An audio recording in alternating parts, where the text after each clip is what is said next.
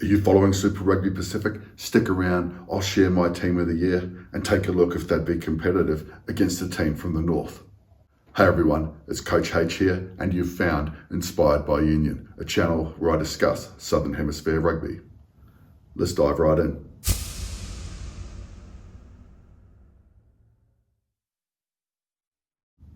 Greetings Rugby Universe. Well, I've given myself the selector's role for the Inspired by Union Team of the Year. I'm putting this side together to face the best of the Northern Hemisphere's domestic comps.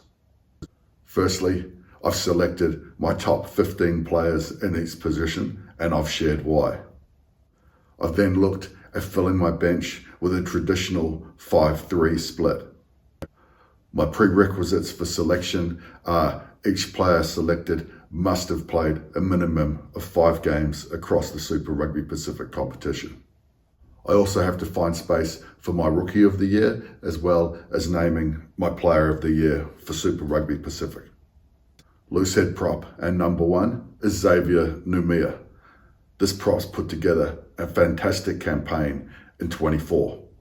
He completes the fundamentals for a prop of excellence at set piece and a proficient defender. To this, he adds an absolute menace as a ball carrier, often attracting 2 to 3 defenders to put him on the ground. A soft set of hands, Numia is also trusted to launch attacks off the tip pass. At hooker in the number 2, I've got Asafo Olmore, also from the Hurricanes. This hooker has had his best season in a Hurricanes jersey for some time. Without the shadow of Dane Coles looming over him, Olmore has looked ultra comfortable as the alpha of the Hurricanes pack. He's really put a young group of Lucies on his shoulders and carried the team forward. Returning from injury mid-season, Olmore hasn't missed a beat as he's looking to launch the Hurricanes into a successful finals campaign. At tight head prop, I've got Fletcher Newell. Not a vintage year for the Crusaders by any standard. However, their scrum was a cornerstone of their game and one of the best scrums in the competition. The young tight head, he's dismantled a number of loose heads across the length of the competition and looks a shoo-in for his All Blacks jersey. My tight head lock and number 4 is Patrick Tuipulotu. A vintage season by the veteran lock. He's looked in excellent form for the Blues as he's been their main carrying weapon on their forward-based game plan. He owns the front of the line-out and provides the all-important grunt at scrum time. It's a shame his finals campaign and the early parts of the test season have come undone via a knee injury. A quality season put together by Tuipulotu thus far. Partnering Tuipulotu is my go-to man in the line-out from the Brumbies, Nick Frost. With 60 line-out wins to his name, he's been impressive on his own ball, whilst also being a menace on opposition throw. A high work rate player, Frost is mobile and adept at carrying and cleaning and working into a wide channel if needed. My blindside flanker, also from the Brumbies, is Rob Valentini. Bobby V has taken his role from number 8 to that now of the Power 6, which may prove a blessing for national selectors at Wallabies level, as they've lacked a Power 6 to select in the past. Carrying in the wider channels, he totaled 158 carries for the season. Valentini is also a proficient line-out technician. He's solid at number 2 or number 6 when he goes in the air. My open side flanker and number 7 is Fraser McWright. With 190 tackles won over the course of the season, McWright is a pure pilferer, but he also adds his ball carrying into the channels on the edge. Being a link man for the Reds and working tightly with his outside centre and wings, McWright has feasted this season in the channel between the 15 and the sideline. This allows him to showcase his full array of skills, including his soft hands, and he's put together 140 ball carries for the year. An effort-based player, surely a spot in gold beckons. He pips the youngster Luckeye from the Hurricanes for this spot in a tightly contested jam of young loose forwards. My number 8 for the year, Hoskins Sotutu. Starting the year working in the summer months in the wide channels and scoring tries at will, of which he's crossed the white chalk 11 times thus far, Sotutu has really improved this year, taking to Cotter's game plan and adding an edge and toughness to his work in the tight. I'm sure Razor's sat up and taken notice. Expect more pressure to fall on his shoulders now that Tuipulotu has gone for the finals campaign. Maybe they're going to bring Sotutu in a little closer to Clary in Tuipulotu's role. A quality season and surely a recall in black. Special mention to youngster Braden Yossi from the Hurricanes. This was a tight call. My halfback and number 9, Cam Roigard from the Hurricanes. Prior to being injured in the middle of the competition, Roigard was without peer as the standout halfback. A triple threat game of kick, pass and run, his man management has gone to another level as he put the Hurricanes to the right parts of the field. My first 5 and number 10 is Damian McKenzie. D-Mac, the mercurial man himself.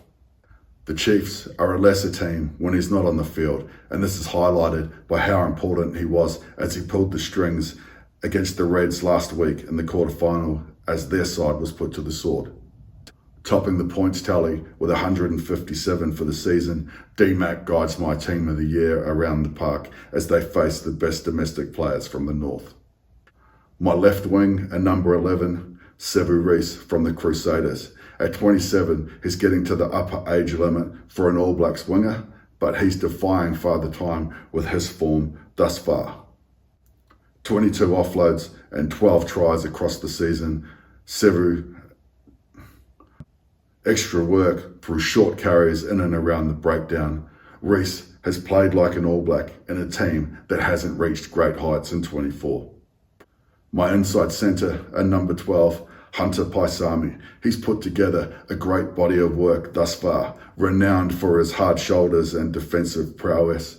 Paisami has added a deft kicking game to become a triple threat on his kick pass run in 24. He's the man that straightens my attack in the team of the year. My outside centre and number 13, Yosef Omasi. The Fijian is a superstar in his homeland, with 951 metres gained through 149 carries and 12 clean breaks. Yosef Omasi has been an absolute threat in midfield.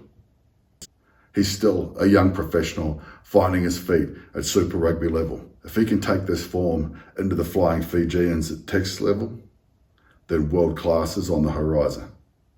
My right wing and 14, Mark Taylor. Continuing his form from 23, the slippery eel has menaced defences right across the competition. Thriving on broken play, Taylor makes things happen. Although not a large man, his footwork and power through the hips makes up for his lack of size. My fullback and 15 from the Brumbies, Tom Wright. The custodian has been immense for the Brumbies in 24 and looks like a man on the mission, as it seems the Wallabies selectors are now settled and bring clarity after the Eddie Jones era. Possessing pace in his 1,163 metres gained, possessing an absolute booming kick to get the Brumbies field position, Wright has looked the goods in 24. He's also my Inspired by Union Player of the Year. So 15 quality starters. Well, my brief is to put together a side to take on the best domestic players from the north. Now I'm going to look at my finishers from the bench. At hooker and number 16, I've got Matt Faessler. The Reds hooker has been huge in 24, accurate at the line-out and a weapon off the drive. Faessler is also quality on the carry, and with a low error rate, he's a coach's dream to have on the bench. His accuracy fends off the challenges of some quality hookers to win the bench role. At loosehead prop and at 17, I've got Ethan de Groot. The big Highlanders man has come of age this season and he's been entrusted the captaincy whilst Billy Harmon was injured, and he looks the logical successor and leader from here. A solid defender, proficient on the carry, and the soft hands to launch tip plays. The group a valuable addition to continue the threat at set piece. My tight head prop and number 18, Taniela Tupou. Whilst not quite the vintage season by Tupou's standards, he has mixed his playing time between starting and coming off the bench. His set piece has been excellent. He's not been bested at scrum time. In fact, he's dominated some of the best loose heads on the planet. I'm looking forward to seeing him thrive under the tutelage of the scrum doctor, Mike Crom, come national honours. My reserve lock and 19, Josh Canham, with 57 lineouts won across the season. He's been the go-to man in a highly functioning Rebels lineout. Big frame and high work rate, he'll also put the pressure on Oppo ball at lineout time. My back rower and number 20, Lotu Anisi, a quality campaign from the number 8 who put Moana Pacifica on his shoulders and carried through the gain line week in and week out. His ball carrying was destructive against every team in the comp, which highlights his class. He's fended off some quality loosies to win this role. At halfback and in 21, I've gone with the crafty Jake Gordon from the Waratahs. He can hold his head high as he battled from start to finish in this poorly performed campaign by his franchise. A knack for the intercept and combative in the tight exchanges, Gordon's work didn't suffer despite often playing on the back foot. My first 5 reserve and in 22, Noah Lolesio. After an earlier stint in France, Lollesio's demonstrated he can also play in the 12 jersey. Lollesio's guided a highly organised Brumbies unit around, and they face the Blues this week in a semi-final. Racking up 140 points for the season, Lolesio can close out games for this team of the year. My utility back, Kyron Tamoifelau. My inspired by Union Rookie of the Year, Tamoifelau has made the most of his appearances in 24. Coach Umanga has developed him nicely and managed his game load as he develops into a professional player. Came onto my radar with some appearances for Tonga Sevens and then a position at the Rugby World Cup. This young player's star is shining brightly. After passing the eye test and checking the stats, these are the men that I'd be comfortable to face off against the best of the North. A strong scrummaging unit up front, line-out success, power athletes at 6 and 8, a ball pilferer at 7, running threats at 9 and 10, strength and guile in midfield, a world-class back 3, and quality on the bench to finish. What changes would you make if you had to select the team of the year? I'm Coach H, and you've been watching Inspired by Union.